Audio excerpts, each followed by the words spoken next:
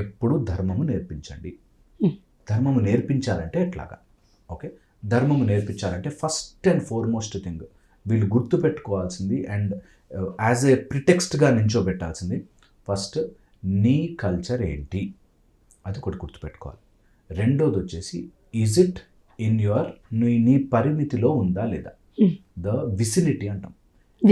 Vicinity నీ పరిమితిలో ఉన్నదే చెయ్యి. లేని వాటి గురించి ఎగరాలని ప్రయత్నం చేయకు.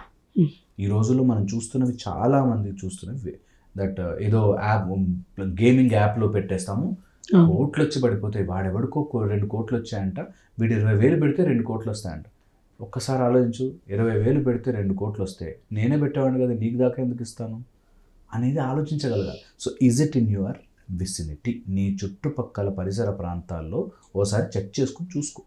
ఓకే, ఇది నేర్పించాలి. థర్డ్ వచ్చేసి నువ్వు చీకటిలో చెయ్యని పని, చెప్పుకోలేని పని చెయ్యకు. చెప్పుకోలేని పని, నువ్వు వెళ్ళి మీ అమ్మ దగ్గర కూర్చొని చెప్పలేని పని, నాన్న దగ్గర కూర్చొని చెప్పలేని పని చెయ్యకు. రిపీటెడ్గా చెయ్యకు. చేయకు అసలు. ఎప్పుడు కూడా నెవర్ ఎవర్ నేను చెప్పుకోలేని ఆ పని, అలాంటి పని చేశాను అనేది తప్పు. క్లియర్ అది. ఇంకా అంతకంటే ఇండికేషన్ ఏముండదు. దిస్ ఇస్ రాంగ్ అంటే wrong. Okay. And fourth very important చెప్తున్నాను, రెస్పెక్ట్ ద లా. నువ్వు ఏది చేసినా లీగల్ ఆస్పెక్ట్, లా చూసుకో. ఆ ల్యాండ్ యొక్క లా ఉంటుంది, ఆ లా ప్రకారం చేస్తున్నావా లేదా పిల్లలకి చూసుకో.